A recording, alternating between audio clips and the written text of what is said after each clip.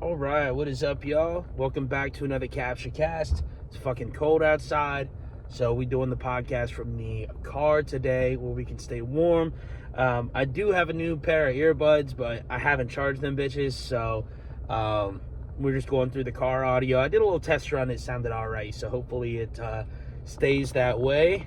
I know this isn't the greatest angle in the world for the camera, but fucking deal with it. It'll be all right. Plus, you get to see my fucking sexy ass face this close up. Like, come on, can't beat that. Can't beat that. This may be the very first CaptchaCast I'm coming into stone cold sober. I just got off work, so y'all get to be with me on the come up a little bit. So it's gonna be lit. Start off. This angle makes, then it's right, but it makes me look fat as fuck, dude. I mean, it's just accurate, I guess. Definitely need to. I say it all the fucking time, but I don't know. I've been doing a little bit better with eating and shit lately. I haven't been eating at night quite as much. I haven't been eating as much during the day. Feel a little bit less fucking horrendously fat than I have been the past year or so. Maybe I've been a little off my shit. But thought it was a good night for a cast. Haven't done one in a while. And I think the first thing I want to talk about is just honestly this interaction that I just had at the gas station with the lady. So super nice lady. I'm always down at this gas station all the time. So like all the people down there just like fucking know me pretty much. Like, oh, I'm bringing up my beer. Like, oh, you want your American Spirits? Yup. You need some Swishers? Yup. You need some Velos? Yup. So they all pretty much fucking know me by now. So I'm always chit-chatting with them and shit when I'm checking out, and they're cool. But like I was getting my shells, getting my Swishers, and she's like opening up the new box, and the other girl there is like, you might as well just buy the whole box up. And I was like, I would. I was like, if only I said, I wish they could do where if you buy it in bulk, you actually save a little bit. But I don't even think they can do that with cartons of cigarettes anymore. I think it's illegal. And we were all like, man, that's so stupid. I was like, yeah, I know, right? Like, I'm going to smoke the same amount of them anyway. I'm just going to end up paying more. It's bullshit. It's all about money or something. And here's where it takes a turn. The lady at the gas station goes, yeah, it's all about capitalism. And I was like, huh? I'm not quite sure she knows what capitalism is. Because it's literally the complete opposite. So I was like, no, capitalism's great. It's when the fucking government gets involved that it turns to shit. And that's exactly it. And the more I drove away and I thought about it, I'm like, not only is it like, it's the opposite of capitalism. Because I was like, if it was capitalism, then that would mean that the tobacco manufacturers would be allowed to take a couple bucks off for buying in bulk. And if they did that, they would get more sales. And that's capitalism. So they would have an incentive to do that. But instead, you have the government forcing a law on them, that, smoking's bad for you, so we can't have you giving any deals to people and enticing them to smoke or whatever.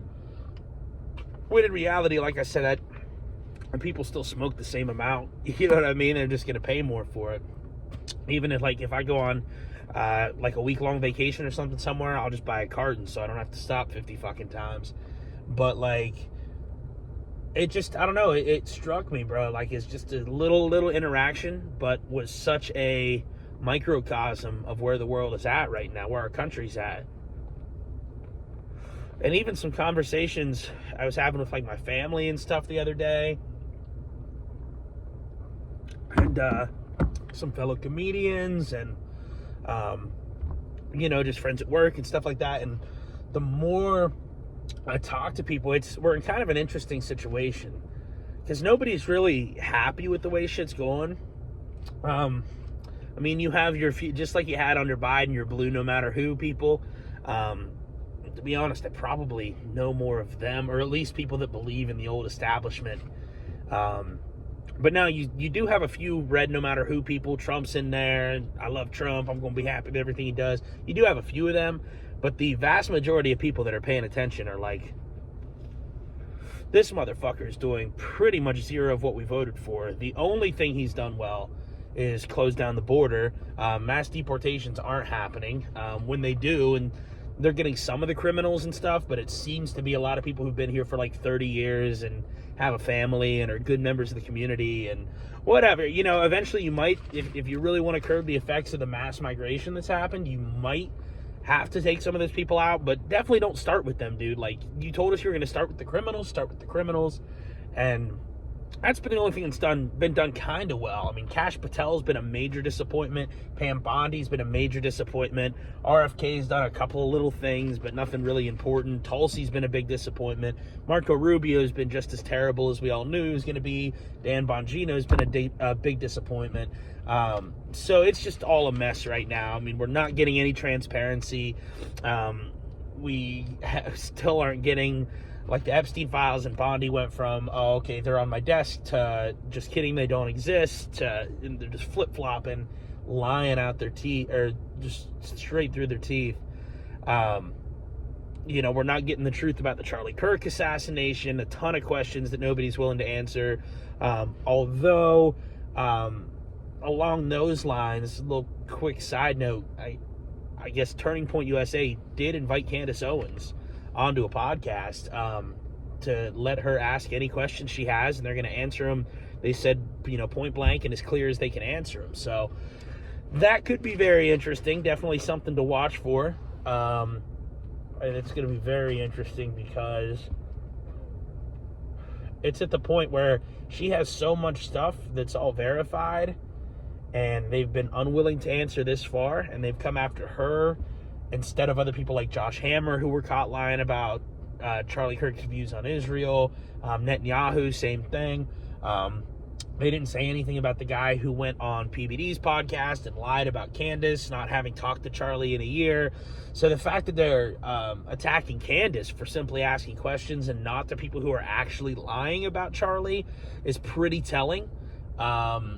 Who knows, it could be some crazy oversight, or maybe they didn't see it or whatever, but just natural logic when you think about it is they must be covering something up, and Candace is getting close to it. So that's going to be very interesting. And I might go into that more later, but I want to get back to the point I was making. So just kind of with all this going on, you know, Trump being pushed around by Israel, and no Epstein files, we're not getting the transparency. We got National Guard in all the cities now.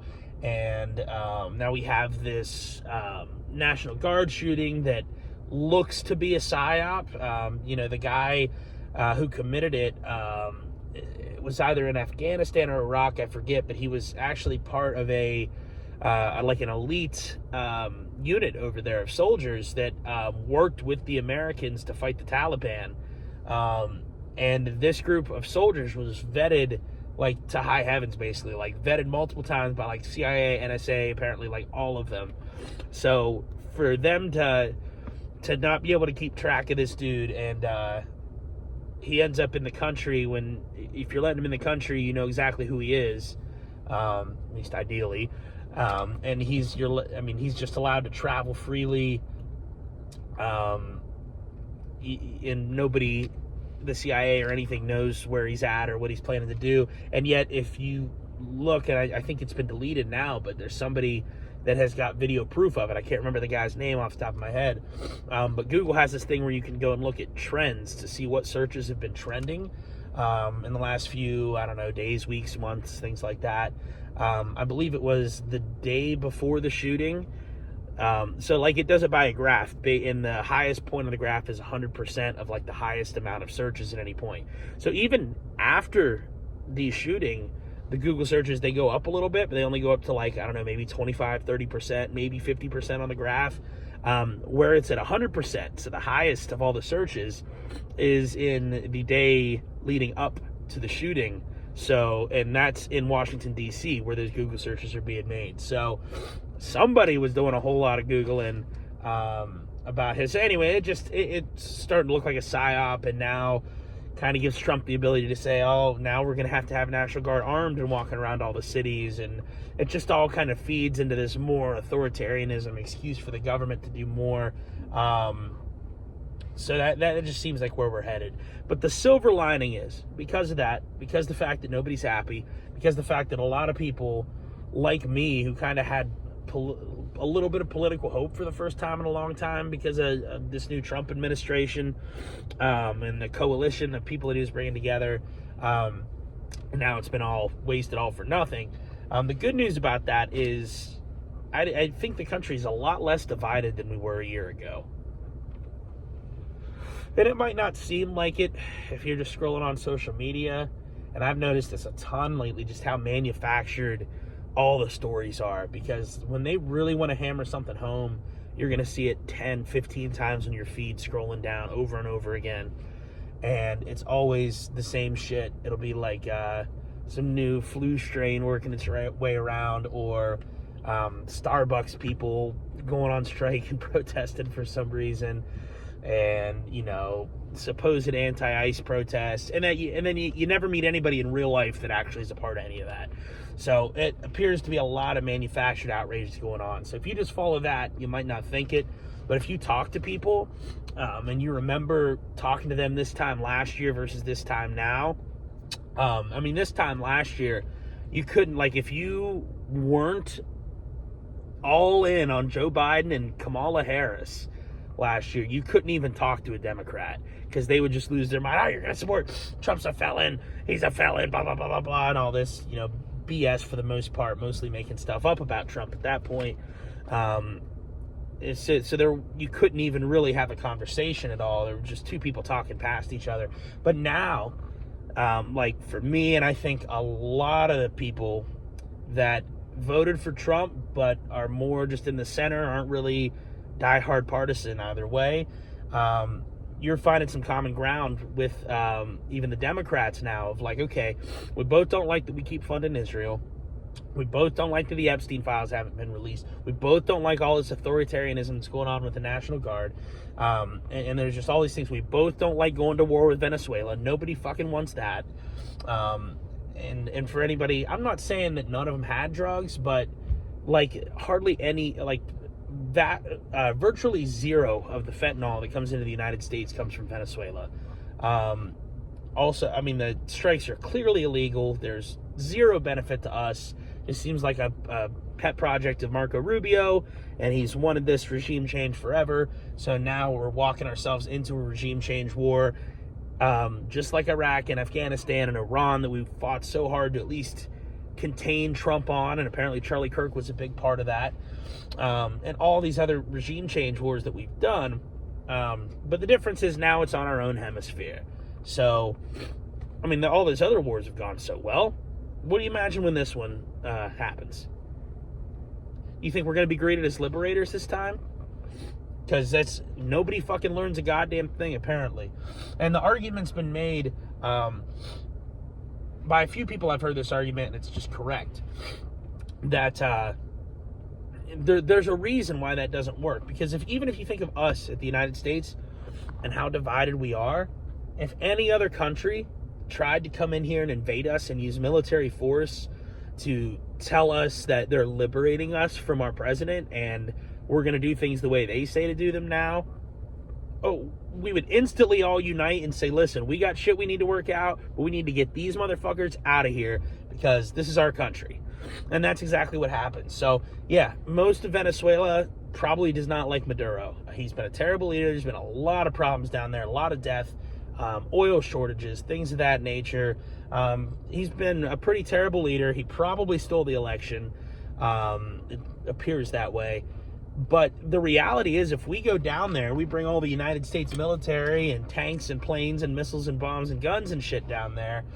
If you're Venezuelan, you're going to be like, okay, yeah, I don't love Maduro, but we'll figure that out later. We need to get these motherfuckers out of here first for trying to tell us what to do. So it's just going to be the same thing, except for instead of it being a few years before the refugee crisis hits us, it'll be instant because the people can walk to the United States. I mean, it's a long walk, but I'm saying there's a land bridge there to the United States. They're on our own half of the world. So if that's really the path we want to go down, we're going to suffer the consequences of it. And so anyways, I feel like we're finding a lot more common ground. Now the problem is there's no fucking candidate that represents that common ground that a lot of the people have. Because if you look at a lot of these issues, they're 80 to 85% issues. If you were to somehow be able to take a poll of everybody in the country, I bet you'd find 85% of them or thereabouts are against going to war with regime change in Venezuela for no reason. They're against the Epstein files not getting released. They're against continuing to fund Israel and Netanyahu dog walking our presidents around. They're against the National Guard being in all the cities. These are like 85% issues, but if you look at the politicians that we have to represent us on both sides of the aisle, I'd say more than 85% of them are on the other side of that issue.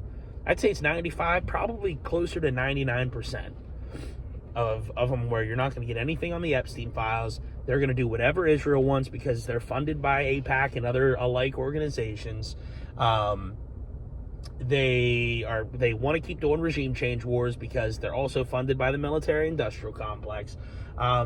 It's all those things. So that's kind of where we're at now. It's a really interesting time because there's a couple ways this can go. I mean, obviously, one of the ways is revolution, and I really hope it doesn't come to that. As nice as the idea might seem, or as it might sound, and to think about like the American Revolution and the pride and everything that comes with that, and being able to really take a stand. I mean, it's been, I don't know that there's nobody that's alive right now to where that I know of that we've ever had war on our soil. Now, I mean, yeah, there have been conflicts. Pearl Harbor was in Hawaii on a military base. I mean, that's technically our soil, but revolution or a civil war, I mean, that means bodies in the streets. That means, brothers killing brothers. That means killing your neighbors. I mean, that means it's not a good thing. We don't want that unless it absolutely has to come to that. Now, how will it come to that? I think the quickest thing that would bring us there is another assassination. If Candace Owens gets taken out and it looks suspicious, and see, here's the dangerous thing about this assassination culture now, is that if Candace Owens gets, I don't know, if she has a crazy fall at her house and hits her head and dies, God forbid.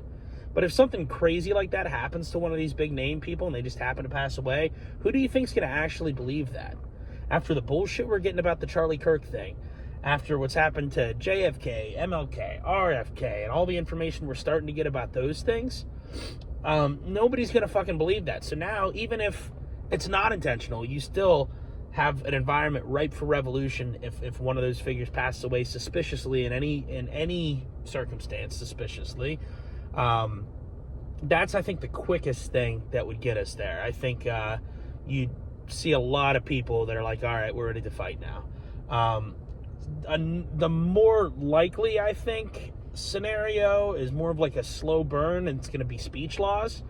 If you look at what's going on in the UK, where they're arresting people for saying the word faggot, putting them in jail. If you look at Australia, there's things you're not allowed to say down there. Candace Owens isn't allowed to enter the country because she criticized Israel. If you look at Scotland, there's comedians being arrested for jokes.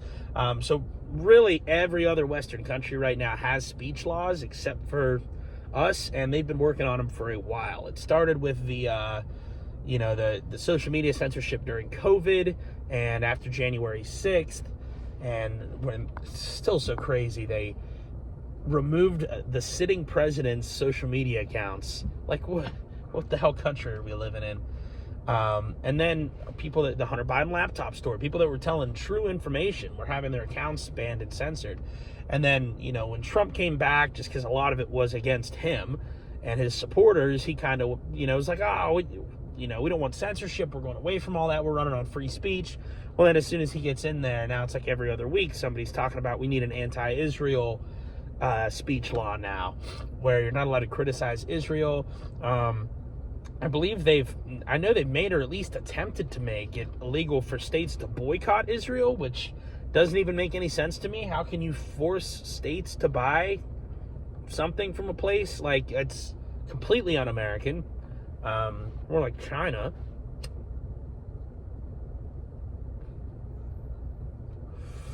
So that's kind of where we're at, and I hope it doesn't come to either one of those.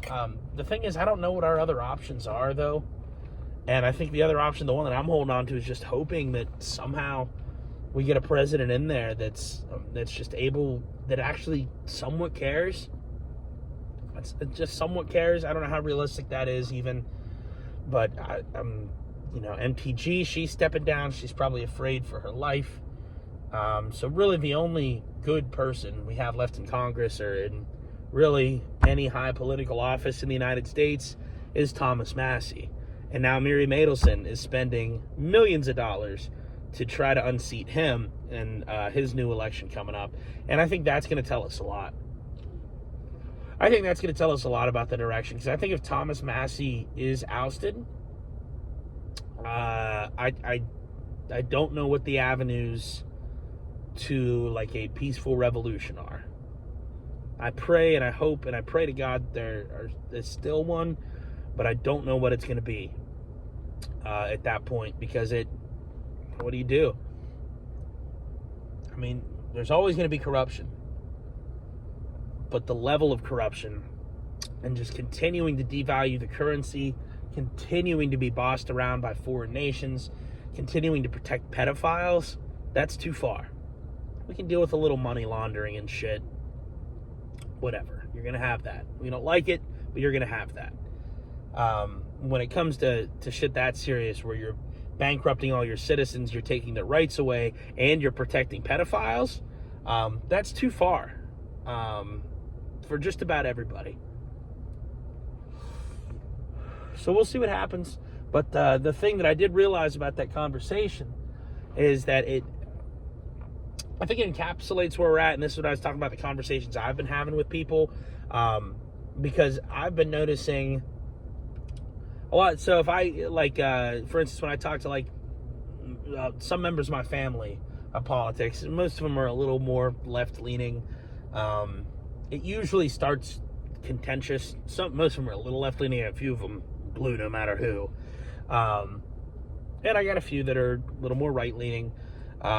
But anyways, so if I'm arguing more with the left-leaning ones, it usually starts off as a contentious argument, or really any of them, really, tell you the truth. It starts off as a contentious argument, and then after a while, it gets to a point where it's we're both saying the same things, but sometimes the terminology, because I try to come at stuff from a Mises school, Rothbardian school of economics, Mises caucus rather, Rothbardian school of economics, libertarian take on it, and okay, this is why we can't have this, because the principle of individual liberty has to be prioritized above all, not democracy but liberty. That's the difference. Is in democracy, theoretically everybody could vote to take away the right to free speech. When you have a society that's based on liberty and based on the Constitution, then you can have as many people as you want say that they want to take away free speech. It doesn't matter, because we go back to personal liberty over everything, is that no matter how many people want it and want it to feel safe, we're not taking away people's rights to do that. So that's got to be the key. When people hear that, they're like, oh, what about, roads? And I'm like, I know it's not perfect. You're never going to get perfectly to a perfect libertarian, anarcho-capitalist society. So, there's certain things I'd probably keep the road system. I think that works generally pretty well. But that's kind of about it. Everything else the government touches turns to shit. And I would wager if you did open the road up to private contractors, they might make them better. You wouldn't have as many potholes, because there's more incentive if you're all chipping in as a community and paying them and not paying them as much if the potholes aren't fixed. But then it's okay, can they put up their own signs then? And then it gets a little dicey with roads. So I'm I'm fine with a tiny little bit of social. You're not going to have any society without any that is functional, not in this big of a country at least. So it's I get that. But, other things like our taxes are just crazy. There's all these government agencies that shouldn't exist. And a lot of them will start disagreeing with me when I say stuff like that. But then you kind of get to a place where it's like, okay, so tell me what you want. Because I talk, and they'll be like, oh, well, you want to just fire federal workers and cut all these entitlement programs and not fund the military and all this. And it's like, look, so putting all the moral issues aside of all that, like, let's say that the aid programs were good and did help societies, even though, or the entitlement programs rather, even though really when you look at it, since the introduction of the entitlement programs, the people that they've been designed to benefit have fallen further, because it subsidized single motherhood and it incentivized people to not work and things like that. The war, obviously, the moral issues with that of just going into another nation and killing people who aren't a threat to us. But let's ignore all that and say you want to continue that if you can. Let's just say hypothetically. It's like, okay, well, we're $37 trillion in debt. That's not sustainable. We've printed ourselves to where our currency is useless. I think I heard somewhere we printed like a third of all the currency, that all the dollars that are in circulation in the last 10 years or something like that, which is just astounding. So we're getting to a point of no return with that. Our prices are going crazy, and that's what Zoran and all these, everybody who wins an election, no matter what side they're on, they're talking about the economy. And so that's why we have that. So we can't keep printing money because we've already made our money useless. Pretty soon it's going to get to the point where nobody even wants to work because it's not worth it. We can't keep borrowing money because nobody's going to keep lending us money, because we're so much in debt and have really no ability to pay it off anytime in the near future. And we're going to lose our status. It's already happening with BRICS and all this other stuff, but we're on our way to losing our status as the world reserve currency. And when that happens, we're fucked. And you can't tax the money because our taxes are already so goddamn high in this country. We pay, like, I bet if you added it all up, it's more than half. If not, it's got to be right around there of all the money we make to the fucking government. So we're at a time now where it's like, okay, you can't keep up this spending. You just can't. Like, it's not even like I wish you wouldn't. It's like you can't. Soon this is going to reach a head where you're not going to be able to come back from it without just years and generations of suffering and possibly losing an empire that'll never come back, just like it happened to Spain, just like happened to the British Empire, just like happened to Rome back in the day. Same thing. Overextended their military, printed money, inflationary economy, and every time it's the same fucking story. So we can't keep doing that. So then you get to a point that, and they're like, oh no, I agree. People have been talking about cutting the deficit for decades. Yeah, we need to do that. And you go, okay, how? You can't cut spending without cutting spending. Like, it's like, I get you don't want to fire some federal workers. You don't want to take entitlements away from people because it's not nice. You don't want to, I don't know, not fund the, I really don't get anybody that says they don't want to have forever wars, but whatever. If somebody's really, really concerned and about Islamic terror or narco-terrorists or whatever the boogeyman is now, if you want to keep, but you have to, if you agree with the simple, logical, and inarguable concept that we cannot keep spending this much money, and not only can we not keep spending this much, but we have to spend way less so we can recoup all the spending, or at least part of the fucking spending we've done. How are you going to do it? You have to cut things. And that's what we were supposed to, that was one of the things that made me most excited about this Trump 2.0 presidency, is that his Doge and Elon going in there. And we're like, okay, and although I have my suspicions about Elon, but you know what? CEO of several successful companies. You would think the guy knows budgets and knows how to go in there. And supposedly he did go in there and find, what did they say, like $3 trillion or something like that to cut? It's not nearly as much money as we, have spent on wars and things over the years. And I might be getting the number wrong, but it's still not a life-changing amount of money for the government. But it's a goddamn good start. You got to start somewhere, and it's not no money. It's like, okay, great, let's go in and cut those things. I'm sure we can find more. And then Trump acts like he's all on board with it. Then the new spending bill increases the deficit. So it's like, what are we doing? So it was all for show. You don't actually care. And that's the more we learn as we get into Trump 2.0 is he doesn't actually care about anything relating to the country. He doesn't actually care about cutting spending. He doesn't actually care about America first. He doesn't actually care about deporting people and building the wall, which we still don't have 10 years later. He doesn't actually care about any of the things that he says he cares about. The problem is, he knew exactly what the people cared about, and that's what won him 2 elections. He's Donald Trump's probably the greatest campaigner of all time. His political instincts, knowing what issues, taking the 80 side of every 80-20 issue and forcing his opponents to take the 20% side of it. He's brilliant at that. But the problem is, once you let that out of Pandora's box and then you go in there and you just don't do any of the stuff and you keep doing the same old shit, well, now the people are sitting there and they're like, hey, what the hell? You're the guy that told us you're going to go in there and drain the swamp. You're the guy that made us not feel crazy and was like, yeah, no, all this stuff is a problem. We were like, we know. And you were like, I'm going to go in there to fix it. We were like, great, go in there and do it. And then you did nothing, and if anything, made it worse. And so now the people are alive and electric with that. But they're not behind Donald Trump anymore. His approval ratings in like the 30s, I believe. I think the Democrats' approval ratings still in the 20s or 30s. So that's where we're at right now, where the people know exactly what they want, and nobody in the government has any desire to give it to them except Thomas Massey, like literally, and maybe part of Rand Paul, his dad's half of his DNA. So that's where we're at. And it's going to be really interesting to see how we proceed.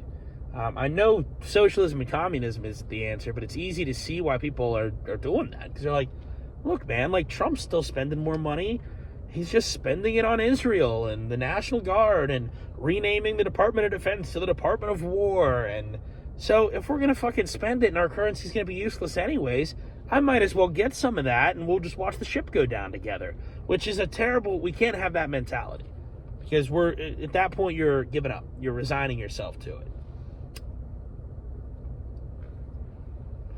So we can't have that, and we know socialism and communism is retarded, and it doesn't work, and it's like a 5-year-old's mindset to think that it would work, because literally anybody over like the age of 5, like if I say, okay, hey, it's your job to give me, if I say to anybody like literally at the age of 5, and I go, okay, listen, I'm going to pay you $7 an hour, whatever. I'll pay you $5 an hour to go pick up some sticks in the yard or whatever.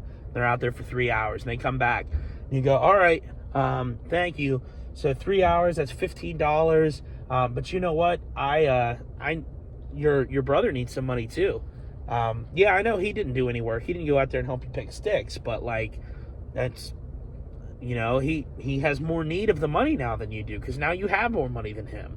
So what we're going to do is we're going to give you $7.50, and we'll give him $7.50. And is that okay?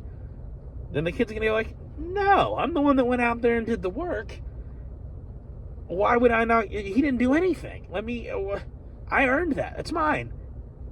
And then if you go, I'm sorry about your luck, then what do you think's going to happen the next time you say, hey, I'll give you $5 to go pick up sticks again? He's going to say no. Because, first of all, $15 is barely anything for 3 hours of work. I would rather spend the 3 hours doing something I want. And, oh, by the way, I didn't even end up making the $15. I only made half of it because you gave the other half to somebody who didn't want to do it. Have him fucking do it. And so literally, it's a very simple concept why socialism and communism doesn't work. It's not complicated at all. So we can't go that route. But we're in a situation now where I think people agree on the most important things, and they always have, but even more so, like, people agree on the vast majority of things, and people are getting better at realizing, like, hey, we might disagree about the transgender thing and whether it's a good idea. We might disagree about immigration a little bit. I think that is a huge issue, but that's okay. People are realizing that's okay, and we can still talk about the things that we agree with, that, hey, a lot of these are more important anyways, so let's focus on that. And that's a good thing. But I think a lot of what gets lost in translation, and this is how it all ties back, this is why the interaction at the gas station made me think about that, is because the worker at the gas station, agreed with me when I said it's stupid that the government doesn't let you take some price off for buying in bulk when it's tobacco.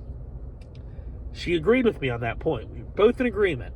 And then she goes, yeah, that's capitalism for you, or it's all about capitalism, or whatever she said. And so there it became, we're in staunch disagreement. But then the more I thought about it, the more I realized, like, oh, she doesn't know what she means.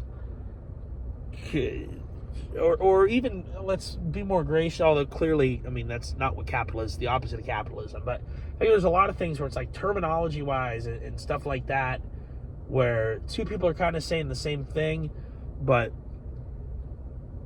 usually it's more on the left, I guess. People on the left hear buzzwords or whatever that they say that they don't like, and it's really just words the TV has told them to be scared of, that a lot of them never learned to understand the actual concept of and what those words mean and how they work in practice, and they just hear capitalism, bad.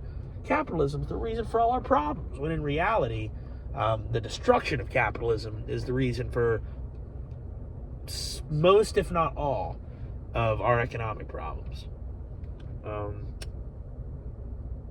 So it's a mixed bag, but I do think people are starting to get more on the same page and actually starting to listen to each other more about what concepts they're each saying, instead of just like the words, instead of just hearing one word and getting angry and being like, oh, that's stupid, I don't want that. And being like, okay, what do you mean by that? How would we achieve that? And actually having a real conversation about it. So I think that's the good news, is we're getting closer there. And it will get to a point, man, and I think we're pretty much there. When Candace Owens and Tucker are like the two biggest podcasters in the world, Nick Fuentes is up there as well. And everybody on both sides of the establishment does nothing but talk shit about all three of them and how they're dumb and everything like that. But you know what? There might be 300 times as many pundits and stuff out there that are criticizing people like that. But most of them, if you added them all up, they don't get the views that just one Candace Owens does. And now, that's not everybody has the internet, and I get that's not a perfect representation, but it means something. It definitely means something, and it kind of shows you where people are at, where it's like, dude, we don't buy the bullshit anymore. It doesn't matter if you're Democrat, Republican, if you're an establishment, if you want to keep nonpartisan, if you want to keep spending more money than the last person, if you want to keep fighting senseless wars that don't benefit us in the slightest way, if you want to keep devaluing our currency, which relates to both of those, we're done. We're tired of it. Because we're tired of our prices being ridiculous. We're tired of the average home price going up and up and up, and to now where the average first-time home buyer is about 40 years old. 40 years old for the average first-time home buyer. I mean, that's not sustainable. And people are starting to wake up and know it. So eventually, it's going to get to a point where they're going to have to realize there's more of us than there are of them. And I think that's the period that we're in right now. And so I think most people have actually been very, very good about this and just kind of watching and observing to see what's going to happen next. The bad news is we're seeing it. And we're seeing assassinations. We're seeing false flag attacks, allegedly appears to be false flag attacks. And we're seeing attempts at censorship. I mean, literally, when you look at the Charlie Kirk assassination, it in a way was all three of those, because I think it very likely was some sort of false flag, at least in the sense that the story we're being told about it is not accurate. There's so many holes in it.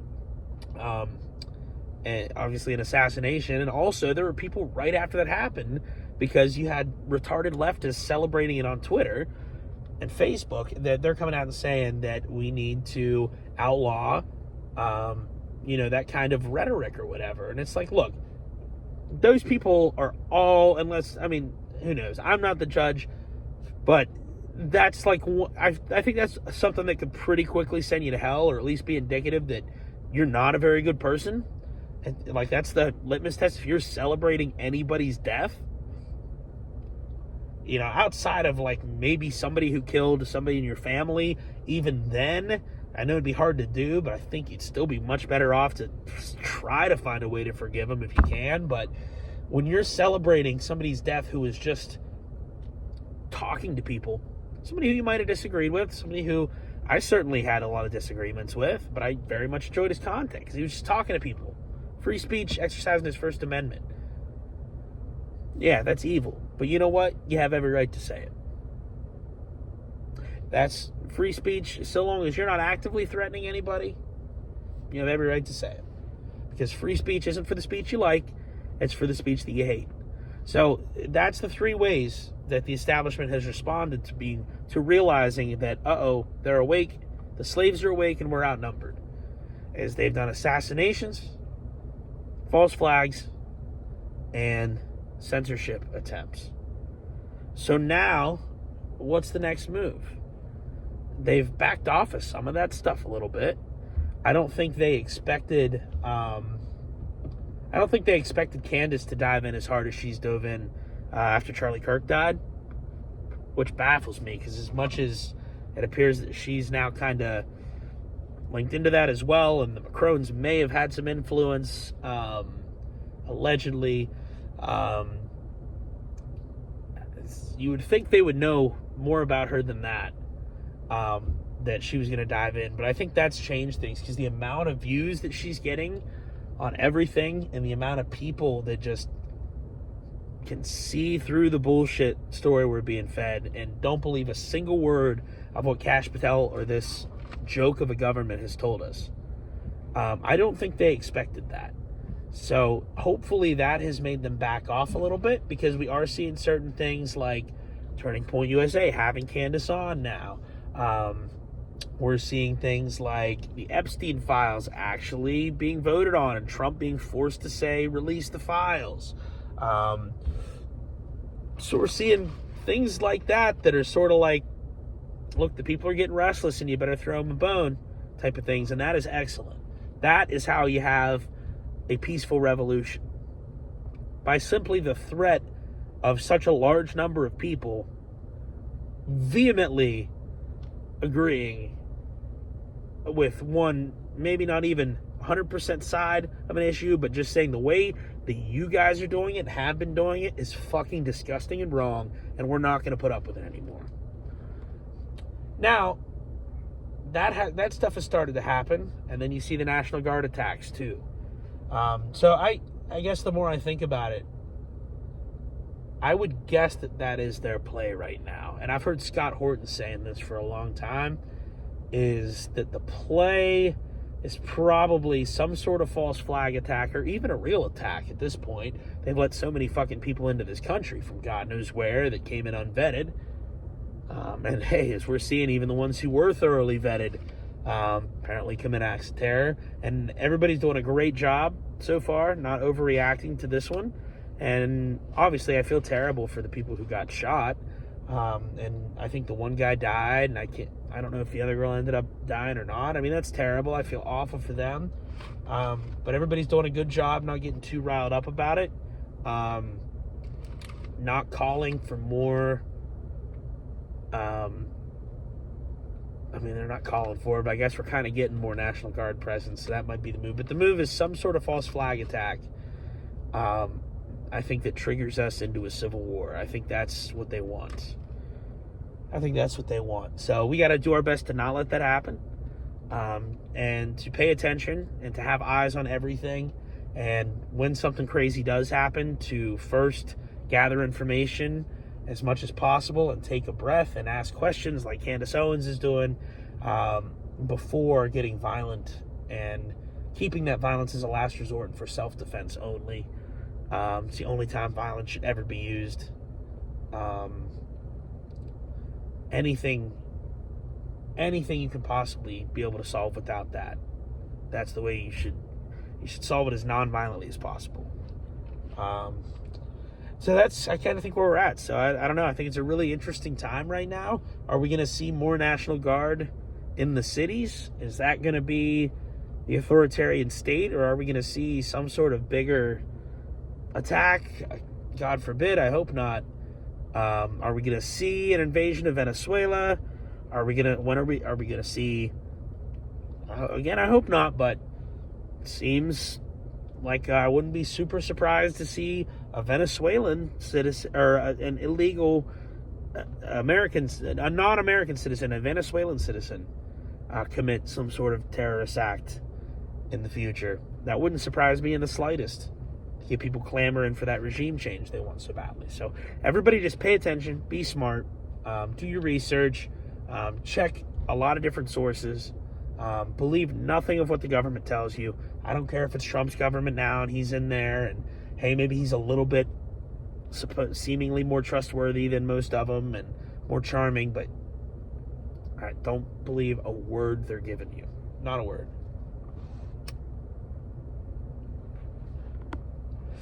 And we'll see what happens.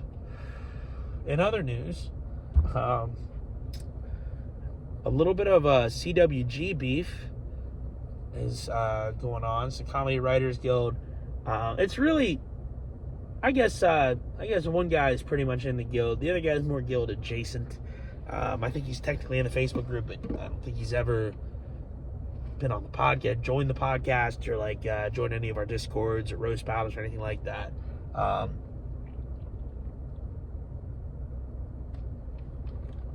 Excuse me. Have another brewski.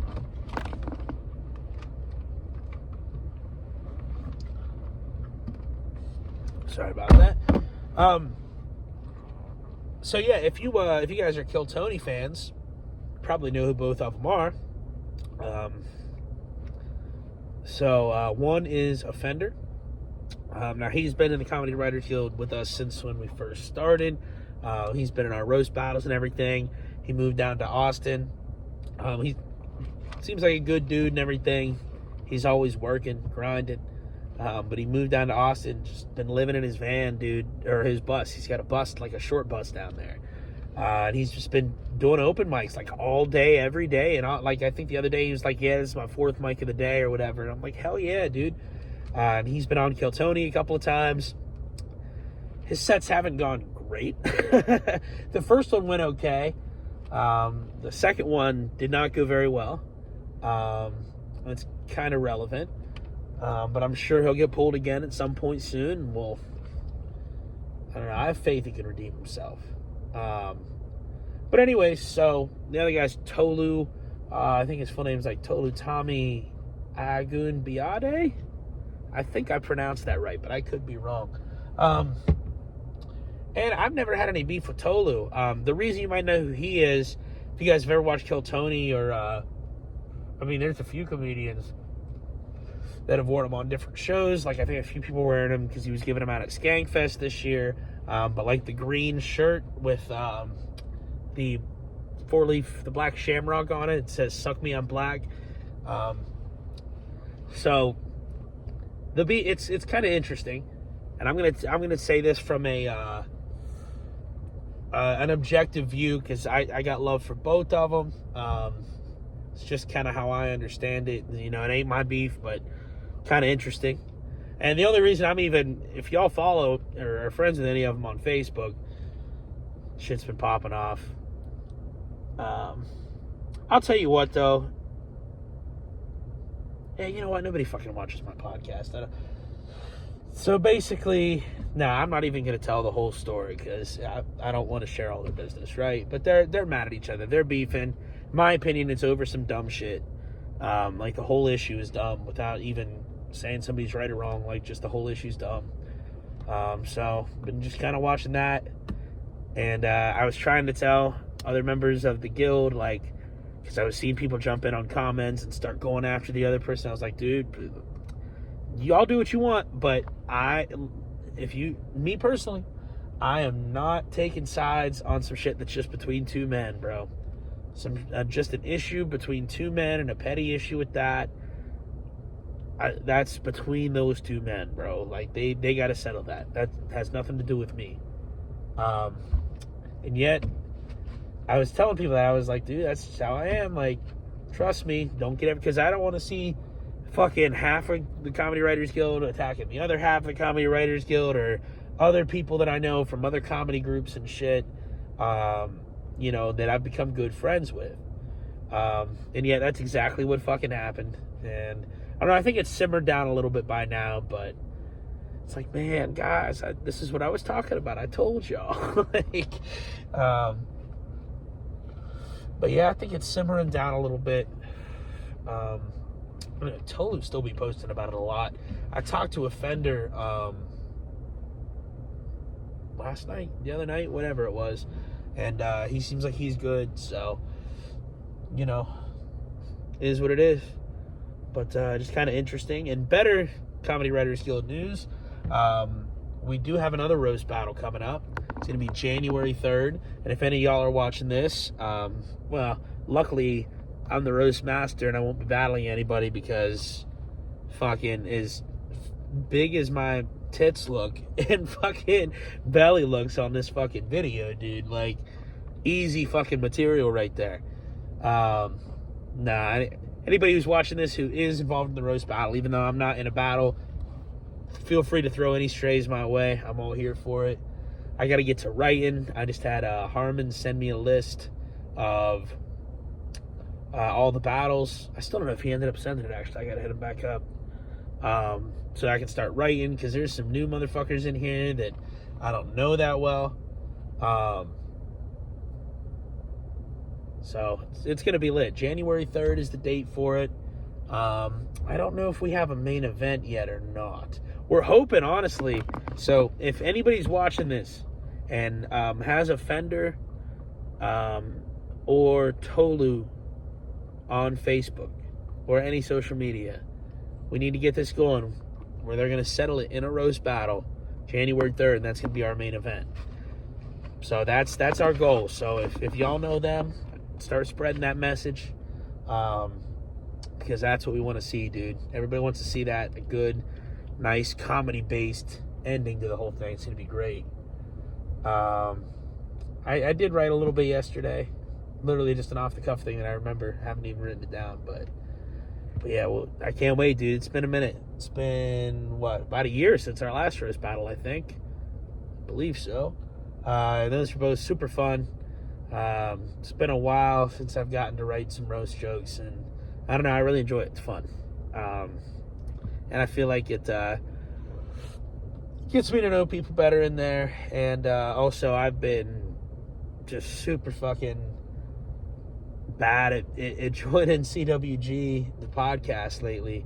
Because, bro, it's so hard for me to commit to doing something at a certain time once a week. It's like a catch-22, because the format's fucking awesome, but for the format to work, you have to watch it live for, you know, to really feel involved. But at the same time, like most podcasts, I'll watch the next day or sometime when I get time, because I'm always just doing some different shit, or even fucking like sleeping or some shit, like, you know what I mean? So fucking, yeah, I need to be better at that, but this is a good way to get me back involved. I'm excited about it, dude. It's going to be fun. So if y'all are free, if not even that day, because like I was just saying, if you want to watch the next day, I'm sure we're going to post it on YouTube. But January 3rd will be the live stream of the roast battle. My guess is it'll be live streamed on Facebook, probably from the Comedy Writers Guild page. But yeah, bro, stay tuned for that. That's going to be sick. On other news, I don't know, bro. I feel like I talk about football too much on here, but I'll go through a brief overview, bro. The Steelers are so fucking sad right now, bro. Just, like, I don't even want to get into all of it, because it's just so sad and heartbreaking. They've been so fucking bad the last couple of weeks, dude. It's rough. It's rough. All I'll say is we may be at an end of an era with Mike Tomlin in Pittsburgh. I don't know that, but signs are starting to point that direction. Now, meanwhile, Ohio State has been playing lights out, baby. Fuck Michigan. For those of y'all that didn't hear it, for those of y'all in the back, fuck Michigan. Finally, bro. Took us fucking 4 years of that bullshit because Ryan Day was getting in his own head, bro. Every time we played him the last 4 years, we just looked like we were in our own head and just overthinking it and playing not to lose and playing to their game instead of our strengths. And it's like, dude, just fucking go in there. And we started off that way this year. The first drive of the game, we give up a field goal, and then we get the ball, and Julian Sand starts 0 for 3 with the pick. And it's like, oh, no. Then they take it down, kick another field goal, and it's like, oh, no, this shit again. But after that, Sand looked incredible. Team looked really good. Still got more games to win, but I'm really glad we could get that one done. Fuck Michigan, once again. So glad we could get that one done, and it's going to be interesting to see who gets the Heisman now. I tend to think whoever has a better game in the Big Ten Championship is going to win it between Mendoza and Sand. Some odds have what's the dude's name? He's got like a Hawaiian-ass name. Not Dylan Raiola, but I always get him confused because his name sounds kind of similar. Fuck. But I think he's at I think this dude's like USC or something, but he's their quarterback. Damn it, what's the dude's name, bro? But anyway, some people have him like second or first, or like those three are all the top three, but they're in a different order everywhere you look. But the thing about fucking Hawaiian guy name is he does not play conference championship week. He might be BYU's quarterback. I can't remember. But he does not have a conference championship game. So I tend to think whoever's better come Saturday is gonna take home the hardware. So hopefully it's Julian Sand, bro. Ohio State hasn't won a Heisman since Troy Smith, I believe, in 2006. So 20 years pretty much. So let's get it, bro. But Natty is still top priority, definitely.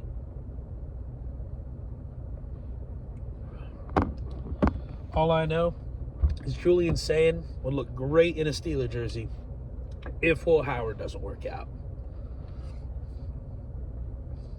If Will Howard ever gets to play, we'll see. We'll see what happens there. Oh, shit. Well, I'm trying to think of anything else. It's been a good pod. Already, 57 minutes? So, about ready to wrap up here. I'm just thinking if there's anything else that I really want to get in. I mean, nothing pressing, honestly. I think we're going to leave it there. It's been, I think it's been a good one. Have a good night, everybody. Like I said, main things, to summarize our main points again. Let's keep coming together as a country and standing up for the important things that we agree on and holding these fucking criminals on both sides of the political aisle that are holding these offices, holding them accountable. And not falling for their bullshit, not falling for their tricks, and not letting them trick us into violence. That's lesson number 1 from today. And lesson number 2 for today is January 3rd. Tune in for the Comedy Writers Guild Roast Battle. Your boy, Captcha, Shane, the Roast Master himself, will be hosting / Roast Master. I guess Harmon's always kind of hosting because he's a CWG guy too, but I will be roast mastering for introducing people and talking shit and all that for the roast battle. So I'll be Jeff Rossing through it. Hopefully that good. We'll see. Last few went pretty good. I don't know these guys as well, some of them, so I have to look some stuff up. But anyways, have a great night, y'all. Peace and love. Stay safe. Much love to y'all. Peace.